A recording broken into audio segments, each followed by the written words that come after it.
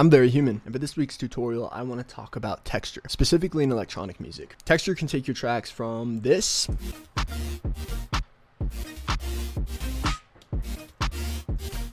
to this.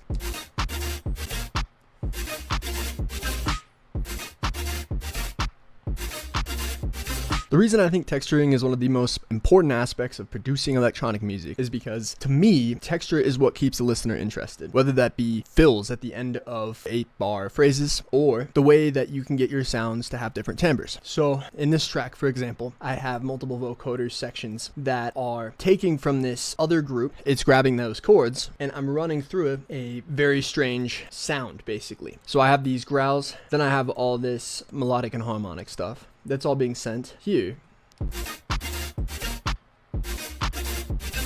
So I have all that melodic stuff, right? That's being sent down into these growls with the vocoder. I have this set with a very fast attack and release, and I'm automating the format. Automation to me is also a huge texturing tool. You can use automation in order to change your sounds throughout time. Again, it keeps the listener interested, engaged. You can get a lot out of a simple idea if you're doing some automation or texturing. But when you take a growl sound like this, let's turn off the vocoder for a sec.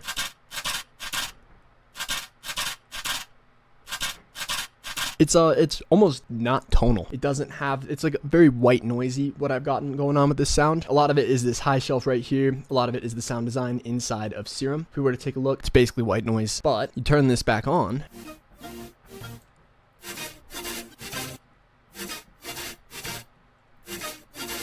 This is kind of a color-based technique. I've seen people like Dank Sauce or AU5 talk about it. It's really, really cool. You can use this in just about every aspect of your production, whether that be drum sounds or you send an ambience through there with your chords and you get this crazy textured chord stack. This is something that, like, it feels like a cheat. I use it all the time now, and it really, really excites my sounds, in my opinion. All right, so this is a pretty straightforward method for texturing your tracks. Ambience is used a lot in my tracks, and I like to take my ambient sounds that I've collected or recorded, and I drop them into Granulator. Live 12 has Granulator built in, but it is a Max for Live effect that you can get in older versions of Ableton. So take something like one of my ambiences here from my sidebar that I've saved over in this custom ambience folder, and then drop it into Granulator. I do have automation on these. This is a little project I use to record these out. Automation is key with Granulator. Otherwise, it's a pretty basic sound. It just picks apart the grains, so you have to spread that grain over here. You can go through your file position and then your spray, which is how much the grains kind of go out. So let's take a listen.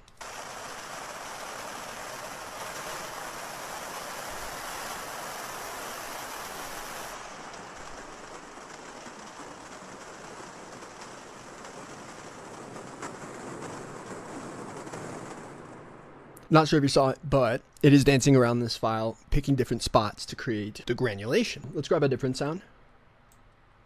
Let's see how this sounds.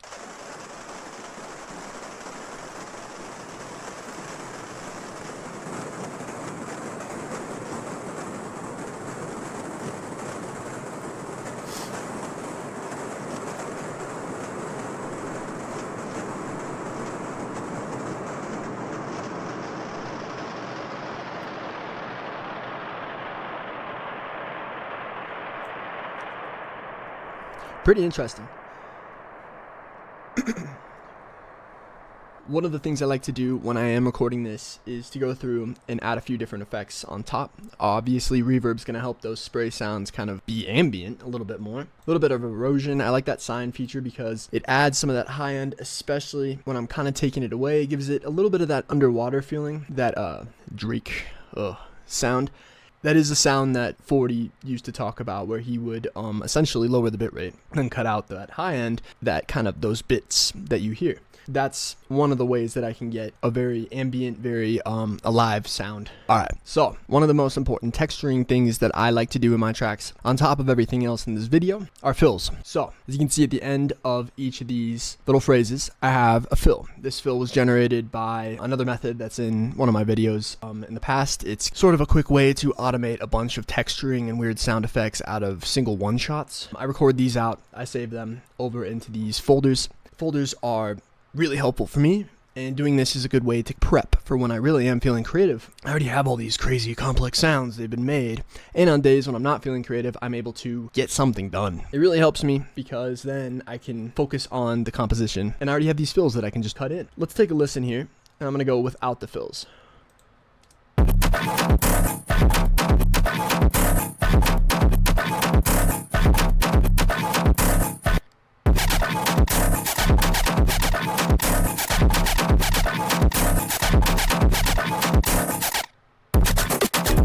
With the silence there, it kind of acts as a fill. It definitely kept me a little engaged, but I'm sure if I continue to hear that silence or nothing at all, no turnarounds at the end of those phrases, I would probably lose interest in this track. But if we add in this little texture,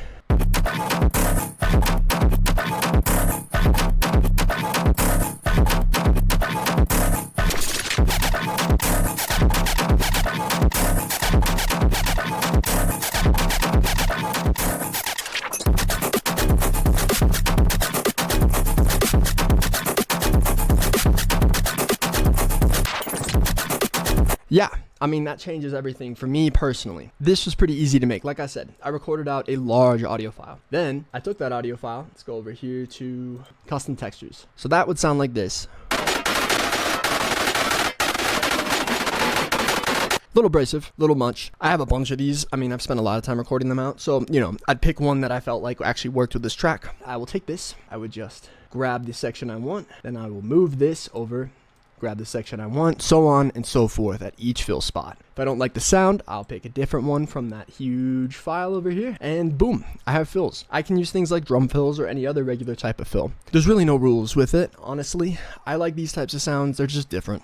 I feel like I've heard a lot of drum fills, like live drum fills. It was a really, really cool thing and mind-blowing to me when I was younger. Now, I like to look for some different sounds. One trick that I found that can be really cool for this, especially when using a texture, is this beats warp setting over here. So Ableton has a bunch of different ways you can warp. Warping is essentially how it analyzes tracks, but Ableton has a bunch of different ways that it can do this. There's texture, there's repitch, which is great for kind of getting the most natural sound at the tempo you're at. When you speed up or down, you're going to get a different pitch. It might not be at an actual pitch. It's going to be possibly in between. Complex and Complex Pro are probably the most standard. You speed up, slow down, you're going to get some artifacting, but you're not going to lose out on the tonality like with beats, tones, or texture. So I like beats because if you're at the tempo is recorded at or what you want, it will sound pretty normal. When you slow down, speed up, yeah, you're going to get some weirdness, some artifacts, but it has different ways to analyze. So you can analyze from the actual transients, or you can have it subdivide based off the tempo that your master is set to. If I were to take this sound and I set it to maybe an eighth, and then I go over to this arrow and I set that to this forward arrow. You can mess around with these different settings. They're basically different analysis techniques for Ableton to be able to take a look at this and split it by eighth notes. But if you take this forward and you pull this back, this number right here is how much of the sample is being let through. So there's with, and then here's without. With, without. And you can experiment. You can go with 16ths maybe, or fourth. You can get a lot out of this. And if you were to, let's say, have it at that fourth, Command J or Control J, consolidate that, you have yourself a totally new sound of which you can reverse. If you were to take that off of beats, maybe Complex Pro, turn down those formants, you can get a lot out of this really simple method with just consolidation and beats. Sweet.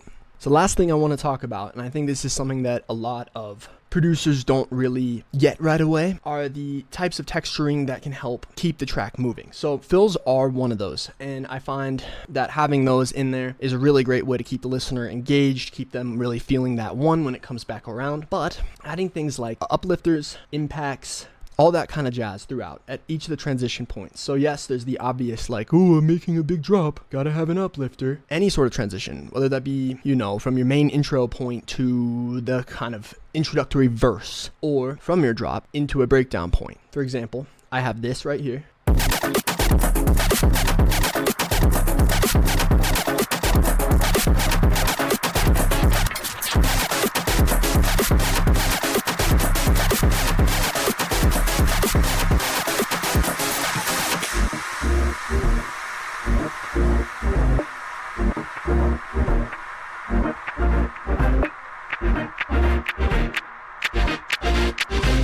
You get the idea. It's super helpful. Honestly, it brought my attention into the fact that it was about to change. And then, yes, I use the same impact as an impact. You can reverse these sounds around, especially if you're like me and you don't like the stereotypical like do do do do do do. Like, pardon that, but I don't like the build-up thing. I love electronic music. I love electronic dance music, but I don't like treating it all like a constant roller coaster. That's why a lot of my songs have no build-ups. Sometimes it's pretty just boom, it brings you right into the drop basically, or the high energy section. I use things like impacts for uplifters because if you have a non-tonal impact like this, where it's basically just white noise with a slap right at the beginning,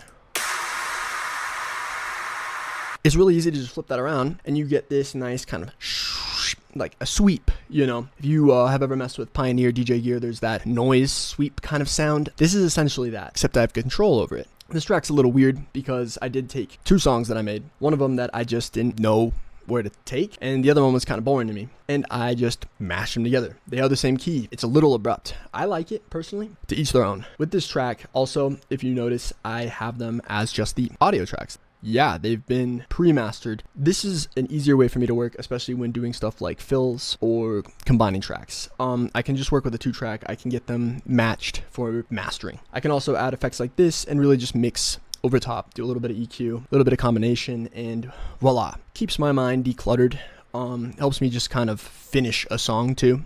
It forces me to just be like, this track is done. This is the composition of this track. I'm gonna bounce it, and then I'm gonna do some final edits, and boom, master it, get it the hell out of here. Everyone has their own ways of doing this. I do have all the project files. I've got so many of these, and this just makes it easier for me to make my double tracks or to make any track that I'm working on consolidate down. That'll be all for today. I know it's kind of all over the place. Those couple of techniques for texturing, whether that be trying to focus on adding fills to your tracks or looking into that ambience trick with the granulator. That trick is really great. You can get a lot out of it because you can take your ambience that you've recorded and put it right back in the granulator and keep cycling it through. Keep playing with the different automation you can do. Play with your reverb settings. Maybe do a convolution reverb. All these tricks will just help make your music a little bit more interesting. So if you were to take maybe that ambience and you were to put that through a granulator, you were to take that ambience and then maybe you put that through a vocoder and you have that vocoder listening to some chords you have, or you know, alright, so that's gonna do it for this video. I hope you enjoyed the stuff that I went over today. I know it's kind of all over the place, but texture is such a broad topic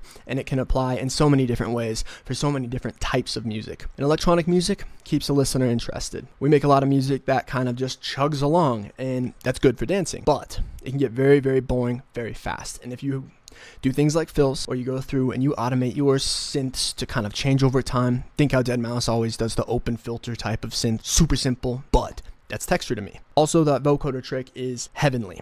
I'd mess around with that in every aspect of your track. Throwing things like these textures that I made, which I went over in another video, can absolutely change the way that your sounds come out. Yes, it's a very high-endy thing, so I'd use it as a topper, a sort of like topmost layer, because layers are important. All of that falls under texture. All of that is important to making dynamic and interesting songs. Sorry, I know I yap a lot. My name is Very Human. This is Subnet Cloud Party, and I hope you enjoyed this. Make some cool music, and feel free to send it my way. I'm Very Human on Instagram. That's 2 Ys, all one word. Peace.